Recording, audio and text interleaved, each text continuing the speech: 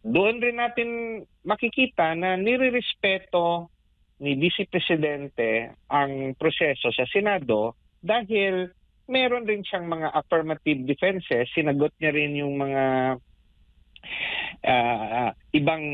yung mga tinalakay na issue doon sa complaint na kung tutuusin, wala nang complaint dahil naibalik na sa House of Representatives.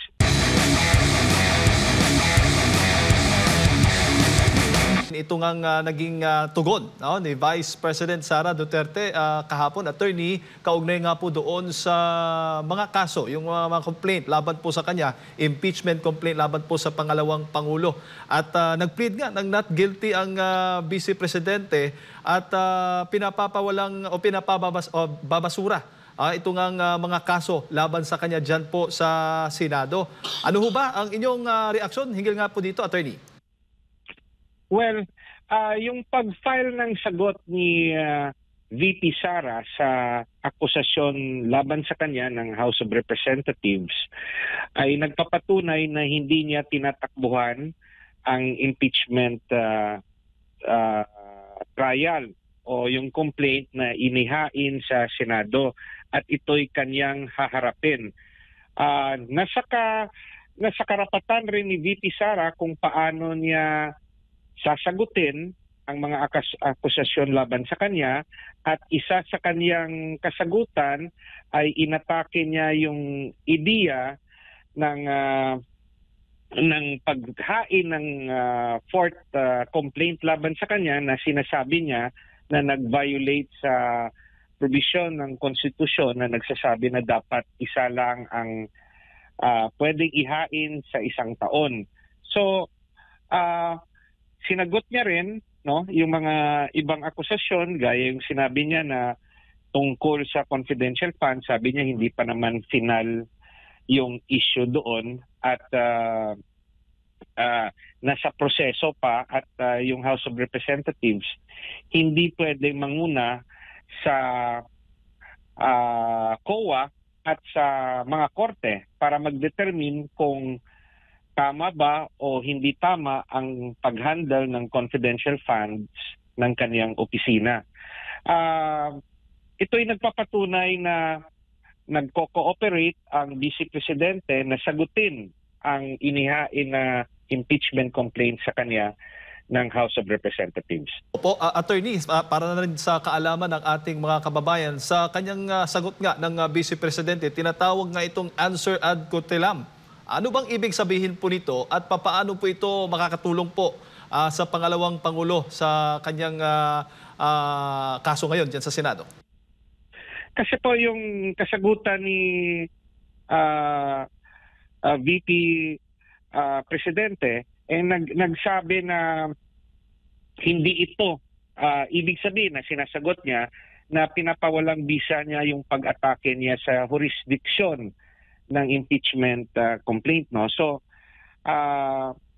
this one, it means literally yung ad coetelam means as a precaution and should simply be used on the safe side. Na ibig sabihin yung kasagutan niya, it does not mean na nire-recognize niya na may jurisdiction sa kanya ang inihain na kaso kasi sa tingin ng Vice Presidente at ng kanyang mga abogado, dapat null and void yung proceeding dahil nga nagva-violate ito sa konstitusyon. So, yun po yung ibig sabihin ng kanyang kasagutan na it does not mean na nag-surrender na siya sa kanyang karapatan na atakihin ang jurisdiction ng proceedings. Opo, at ngayon na nasa impeachment court na nga, dyan po sa Senado, itong sagot, tugon po ni VP Sara Duterte doon po sa mga reklamo laban po sa kanya. Ang susunod po, ano po yung magiging susunod na hakbang ngayon, attorney? Kung titignan mo yung kasagutan ni VP Sara na lumabas sa mga balita, nagsasabi siya doon na paano niya sasagutin yon, no? Dahil ito'y binalik sa House of Representatives. So, kung titignan natin, isa rin yung basihan ng kanyang depensa na although nagsabi ang Senado na it retains jurisdiction, But yun nga, paano magkaroon ng jurisdiction ang Senado, binalik nga yung complaint sa House of Representatives. So, yung kasagutan ni VP Sara ay tinalakay niya ang iba't ibang senaryo, no? At yun nga, parang on the safe side, sinagot niya without admitting na may jurisdiction na yung korte. Simple na bagay.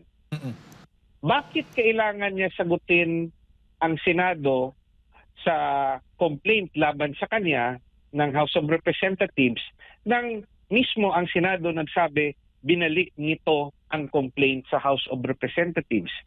So, kung iintindihin mo, there is no existing complaint na na-retain ang Senado kasi binalik niya eh. Oo. That's why, out of respect also to the process ng Senado, may kasagutan rin siya. Pero ito'y sinamahan niya ng kaniyang note na without prejudice, no, sa issue ng jurisdiction kung saan yung Senado nagsasabi na nasa kanya na ang kaso. Opo. Kung maalala po natin, ibinalik, di ba? Yung remand nga, tulad po ng sinasabi po ninyo, niremand po ng Senado o binalik po sa Kamara yung mga articles of impeachment dahil gusto nga papaliwanagin. May gustong ipapaaksyonan ang Senado doon sa Kamara. Ngayon, ito pong tugon o sagot ni VP Sara ay hindi muna sasagutin ng Kamara, attorney, hanggat hindi pa nila inaaksyonan yung unang motion ng Senado? Mahirap kasi dahil hindi tayo isa sa senador eh. Kasi yung mga senador, sila yung nagdedetermine rin paano itatalakay at susundin ang kanilang rules.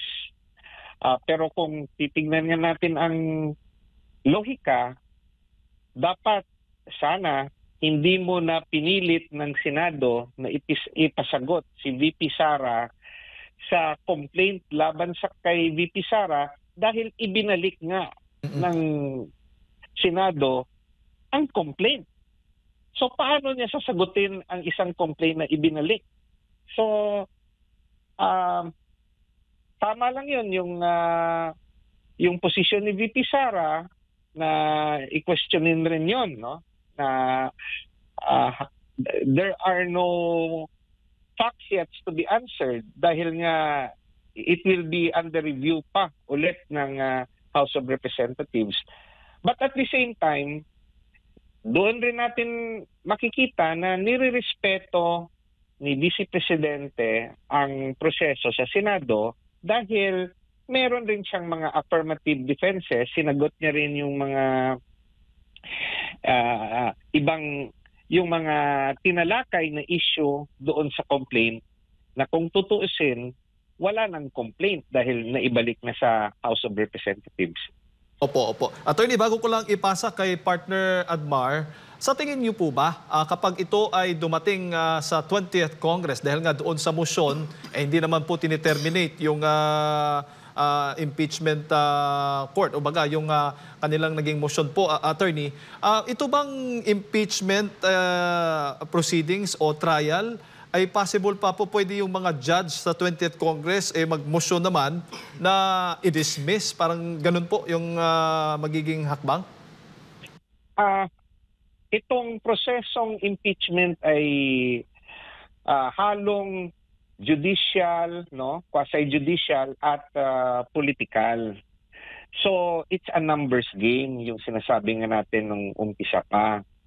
At kung titingnan mo, karamihan sa mga senator judges ay hindi naman mga abogado. Sila po ay tinutulungan lang ng kanilang mga researchers na mga abogado. So kung yung Korte Suprema nga sa kanilang paglilitis at pagdesisyon ay naghahati-hati ng boto, yung Senado more so dahil hindi sila trained. Yung karamihan hindi naman trained, no, sa law school at walang experience bilang mga trial lawyers or lawyers at that. Now, whether yung kanilang desisyon ay naaayon sa batas o sa konstitusyon, malaking bagay po ang kanilang boto.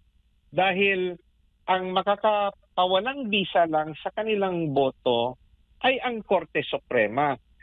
Pero sa realidad, once mag-decide ang Senado, pag papasukin sila ng Korte Suprema at sasabihin nga i-review ang kanilang desisyon, baka magkaroon tayo ng constitutional crisis dahil nga co-equal branches of government yung lehislatura at yung judicial. That's why nga importante sana na yung mga nakaupo nating mga senador, dapat marami sanang mga abogado nandyan. Otherwise, dahil sila yung inilagay natin sa pwesto o sila yung nadeklarar ng COMELEC na maging senador o maging mambabatas, kung ano man sa tingin nila ang tama, kahit ito'y sasabihin ng mga abogado na katulad ko na mali, wala tayo sa kapangyarihan.